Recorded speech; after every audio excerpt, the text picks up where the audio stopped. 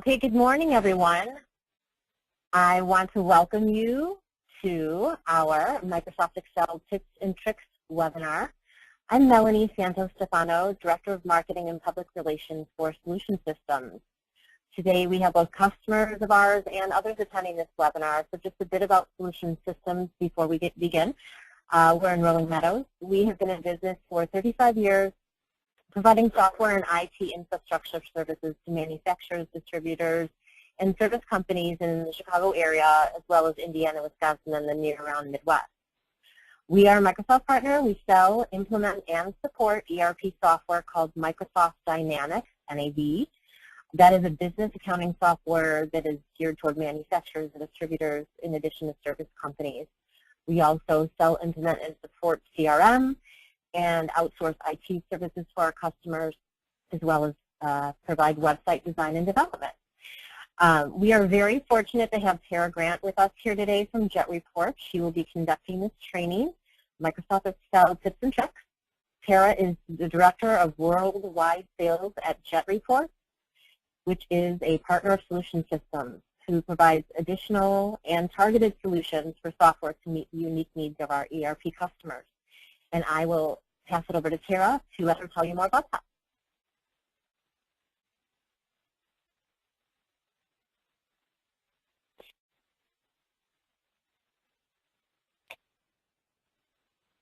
Thank you so much, Melanie. Sorry for the delay there, just unmuting my phone. Welcome to the Microsoft Excel Tips and Tricks webinar. In a moment, I'll be showing my screen. Once Melanie flips it over here, I want to welcome everybody. And if you think your presenter sounds a little bit like Kermit the Frog, I'm so sorry. I do have a little bit of a cold here, but I'm excited to get through the presentation and talk a little bit about Excel. Again, my name is Tara Grant, and I'm the Director of Worldwide Sales at Jet Reports. And if you're wondering a little bit about why Jet Reports would be presenting Excel topics, I want to tell you just a little bit about Jet Reports. We are the #1 and leading solution provider for Microsoft Dynamics NAV.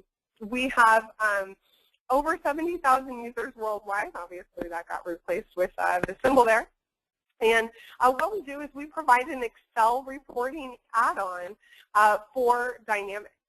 And everything that we do for reporting, from financial reporting to inventory analysis, everything is done directly inside of Excel. So our staff is all Excel certified. We work in over 50 countries, and we are a strategic Microsoft partner with customer service in 24 different time zones. And we are very enthusiastic about Excel because it is the #1 reporting platform in the world. It's used by more, the interface is used by more people than anybody else to get reports for their business.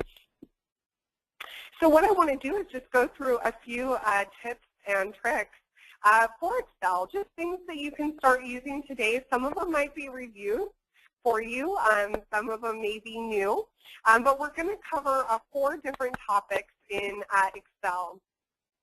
First, we're going to go through named ranges, and then I'm going to show you how to make drop-down lists. If you've ever seen a fun, fancy workbook with a drop-down list, those are really easy to input, even though they look like they would be more advanced. I'm going to go through some conditional formatting topics, and I am working inside of Excel 2010 today.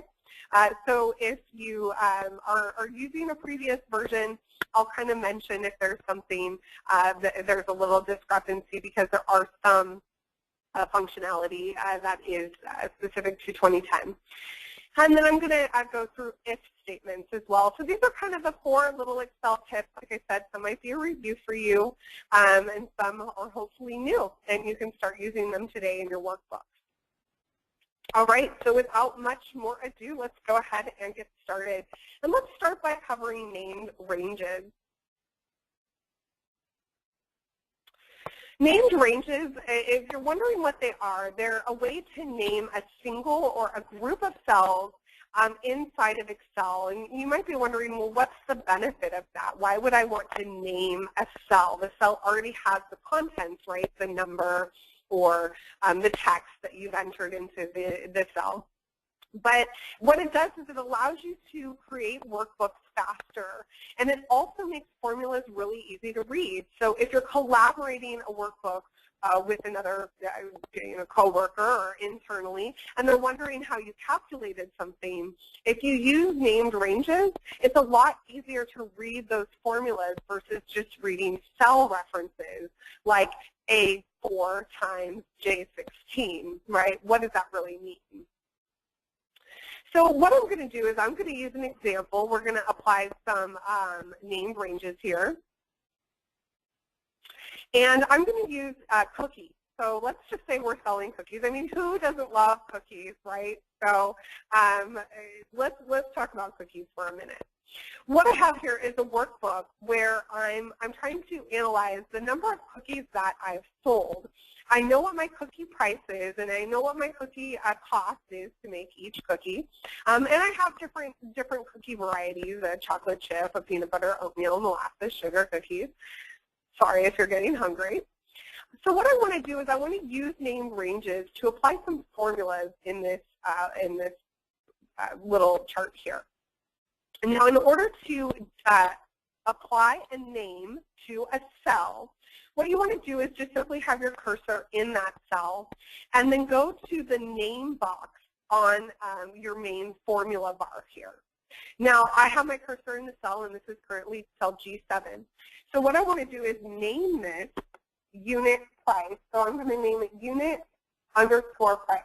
Now, the underscore is actually really important here because named ranges cannot have spaces. So you want to make sure that you don't have any spaces, otherwise you'll just click enter and it'll erase whatever name you tried to put in there. So now I'm just going to click enter, and now you can see that what was referred to as cell G7 is now referred to as the unit price cell. I'm going to do the same thing for unit cost. So unit underscore cost, press enter, and now cell G8 is named unit underscore cost. Now, named ranges, like I mentioned in the beginning, don't have to just be an individual cell. They can be a range of cells. So in here, I've input quantity sold into all of these to row 12 here. So I'm just going to select all of them, and then I'm going to name this range of cells so it doesn't just apply to a single cell. And we're going to call this quantity underscore sold. Okay, so now I have 3 named ranges, and you must be thinking, okay, well, that's great and everything, but how do I access those named ranges? Well, what I'm going to do ultimately, right, is I'm going to put in a formula here to calculate my revenue. So I'm going to do the unit price multiplied by the quantity sold. Now, to easily access what I want to see, I click the F3 button inside of Excel. So when I are on my keyboard here, so notice when I click F3, all the named cells and named ranges that I've applied to the workbook appear here in this nice little pop-up box. So when I want to access unit price, I can click unit price and multiply it by F3 again, quantity sold. Now I'll click OK. Notice how easy it's going to be when I collaborate this workbook with others inside my organization to actually reference that, formula here and know exactly what they're calculating out. Now, of course, this is very easy. I can just copy these named ranges all the way over, and it will, of course, calculate the unit price multiplied by the revenue accordingly. Okay, now obviously you're probably getting the hang of it here already. I can do the same thing to calculate cost. So when I want to go in and calculate cost, I'll multiply that by unit cost times, again, the quantity sold. So now I have a nice chart here calculating my revenue and cost by each individual cookie variety. And when others look at this workbook, they know exactly how I calculated that in each formula. I'm going to use this. I'm going to come back to named ranges, actually, when we do a little exercise with our drop-down list. So you'll be able to see just how even more helpful this is when you're working with multiple worksheets. because you're going to be able to go back and click that F3 button and access cells, named cells from different worksheets. So you don't have to just keep going on your different tabs. The other thing I want to make sure to point out is that named ranges can be managed from the formula ribbon inside of Excel. On the formula ribbon, you'll notice there's a name manager button here, a little icon. When you click that name manager icon, it's going to show you all the names that you have created. So from here, if you want to delete any named ranges or filter on them or edit them, in other words, maybe add a cell that's included in the range, you can do that here from the name manager. Again, that's on the formula ribbon with the name manager icon. Okay, so pretty cool, right? I'm surprised sometimes. I remember seeing workbooks with named ranges and thinking, oh, how did they do that and what's the benefit of that? So I think this is just a fun, nice little trick to use when you're putting together formulas within a workbook. So let's move on to creating drop-down lists. And what do I mean when I discuss drop-down lists? And really it's just a selection of valid criteria in a cell. It's referenced somewhere else in the workbook, but it limits the amount of data that can be input into a single cell. This is really great for data entry, and it controls the data that can be entered, again, when you're maybe collaborating a workbook with somebody else in the organization, or you want them to use the workbook to do something specific. In this case, I'm going to use drop-down lists for a customer order form for my cookies. So I don't want them to just enter anything because I want to easily refer to the item number and the variety of the cookie. So I'm going to send them an order form that's a lot easier for them to use, and then it's a lot easier for me to read once I receive the order so I can process it quicker. What I'm going to do is I'm going to create a drop-down list for the items that they can select for ordering, right? Sometimes it's hard to understand what people want, so it's just much easier if you only give them a limited amount they can enter. Now, in order to create a drop-down list, you're simply going to access the data ribbon from Excel and go to the data validation icon in the data tools area. From the data validation, you're just going to click the drop-down here and select data validation. Now, data validation actually has a much broader scope than just creating drop-down lists, but that is all we're going to focus on today. And in order to create a drop-down list, what you're going to want to do is on the Allow Validation criteria, you're going to select the List option. Once you select the List option, you'll notice it has an area to put the source of that list. And the source of your list should actually be somewhere in your workbook that is unseen. Some people will put it on a separate sheet. Some people will put it really far down their workbook. If you're using Jet Reports, you can actually hide the cells that the lists are created from. But what we want to do is select this for our range, right? So they can select chocolate chip cookies, oatmeal cookies, molasses, and it has the item number. So I'm going to be able to quickly refer to what they're wanting to order. Now, if you want to actually include a blank cell, you can uncheck Ignore Blank, and that way they have a blank option in case they accidentally put in a drop-down list. Or you can click Ignore Blank, and that way it will only populate a list with values.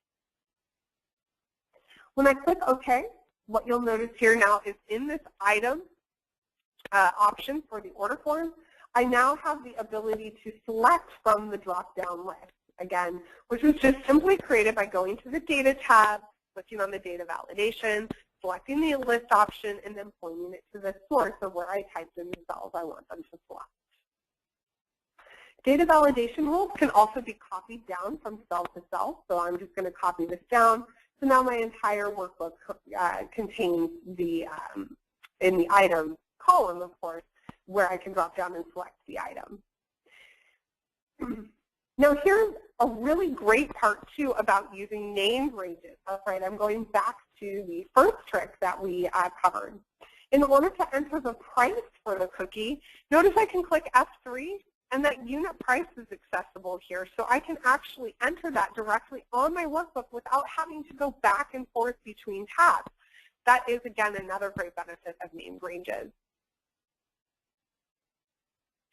So now that I have my drop-down list and I have my unit price that's calculated from my main worksheet, it's really easy for me to compile an order here. So maybe I want 12 oatmeal cookies, and maybe I want to go in and get 6 molasses cookies. And now let's go ahead and, of course, we want a lot of chocolate chip cookies.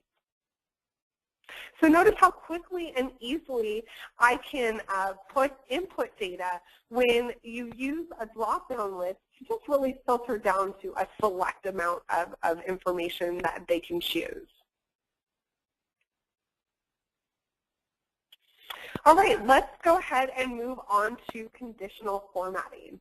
Conditional formatting is great because it formats the cells based on criteria that you select. So it helps you identify patterns and analyze the data a little bit or see trends in the data without even outside of just graphing it. So it's actually done on the cells itself. You may have used conditional formatting in some capacity or another, so some of this might be a review. But Excel 2010 specifically has added some really robust conditional formatting capabilities. I have a workbook here now that has a total of my cookie sales in 2011 and 2012 with a variance. And I just want to be able to format this a little bit so I can easily identify different patterns on here without just having to look at the numbers. To access the conditional formatting capabilities in Excel, you go to the Home ribbon, and you'll notice there's this conditional formatting icon here. So what I'm going to do first is I'm going to apply a little chart on each cell for my sales in 2011. And this is really easy to do by going to the conditional formatting and accessing the data bars. The data bars are actually going to automatically fill the information and bar chart it based on the contents of all the cells. So notice that when I hover over the green data bar or the orange data bar, notice that it's actually applying basically a bar graph to my sales for 2011 just by selecting the data bar option. So I'm going to go in and I'm going to do maybe orange. And this will actually show me, which cookies, just by instantly looking at the spreadsheet here, which cookies performed better than the other cookies. And I can see that through the data bars. I don't even have to read the numbers. I'm also going to want to do data bars for the 2012 sales. So I'm just going to quickly go in here and do a blue data bar so it has a little bit of a different contrast. Now, conditional formatting can also do much more advanced things, of course. You can actually apply rules or custom formatting rules. Notice in the conditional formatting area, I can apply rules that highlight cells that are greater than a particular amount, less than a particular amount. If it's in between an amount or equal to something, you can highlight cells that have text that contains certain criteria, or highlight cells on a specific date. I also really like to use the duplicate values. As you can imagine, it's very easy to go identify in a large workbook if you have any repeating email addresses. In this case, I want to highlight cells where I have sales that are greater than $150,000. So I'm going to go ahead and say, okay, highlight cells that are greater than 150. I can choose how that highlight is. Do I want it to be light red, red text, red border? I can custom format the cell if I want to, so that it's not just a red. So we'll do a green cell for those that are greater than $150,000. And I also want to point out that you can actually have multiple conditional formats applied to the same range of cells. In other words, I can go in and I can highlight cells that are less than, we'll say $50,000, and then I can do a different type of fill. So maybe I want to do the red fill or the light red fill, and click OK.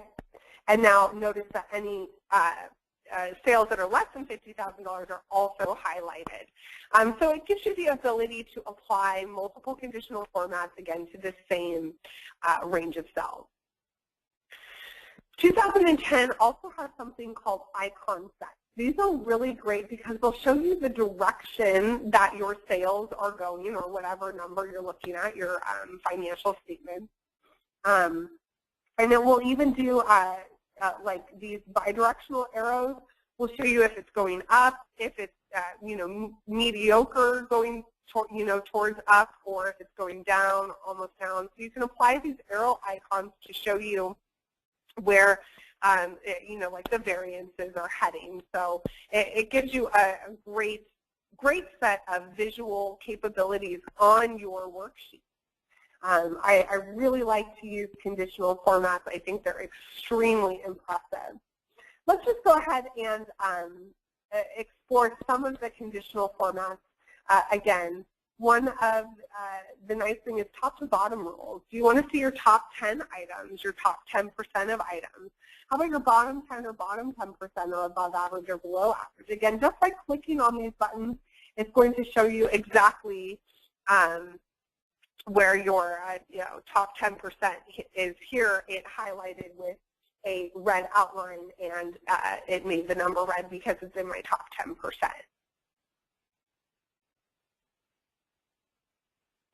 So what conditional formatting allows you to do is emphasize unusual values and visualize your data outside of just charts and graphs. It's actually on the data itself, so it makes it extremely easy to read.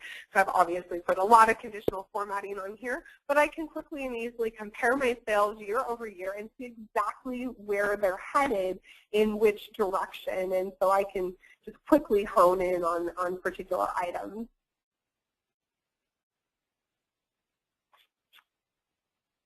All right, the last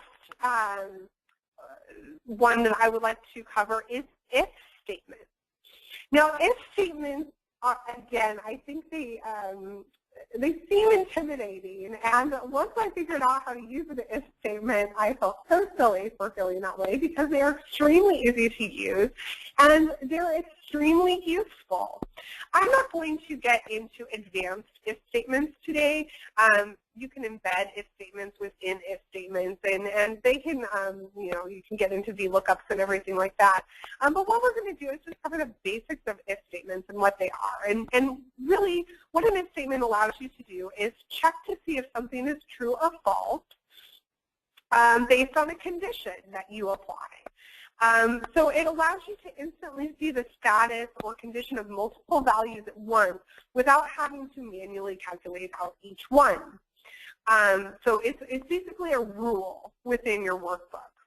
I'm going to use this simple example today of my cookie budget and my actuals. So I know whether I'm over budget or under budget with my cookie sales, my supplies, and my production. So let's go ahead and start with the if statement. Now, in order to start an if statement, what you want to do is you want to click the equal button inside of Excel and type the word if, and then an open parenthesis. Now, what that does, you can see, is Excel is automatically showing me the different anatomy, basically, of this if statement. So the first thing you're going to enter is the logical text, or what Excel refers to as that. And what that means is, what condition are you trying to analyze? In this case, I want to know if my actual amount is over or under my budgeted amount.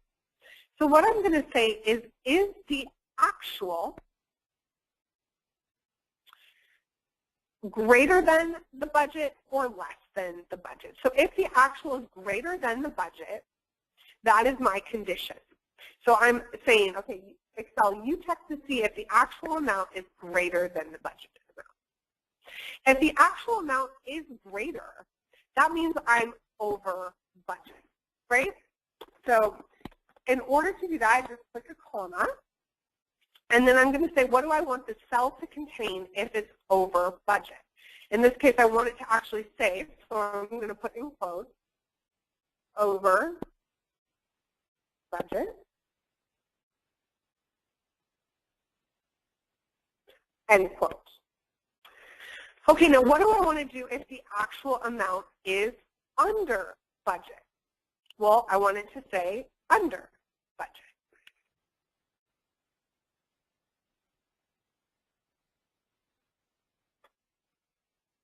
So we'll just type this in, quote. And then to finish off your if statement, what you want to do is end the parentheses. So what this if statement again says is that the condition is in the first, before the first comma, analyze if the actual amount is over the budgeted amount, comma, what is that value if it's true, then it's over. What is it if it's false, then it's under, and click enter. So I can see that my actual cookie sales is under budget. And now I can just simply copy this if statement, and I can copy it to the totals as well. And notice how it applies this rule to the whole workbook and how easy that makes it for me to see in different departments whether I'm over or under budget, just by applying a simple if statement. Pretty neat, huh?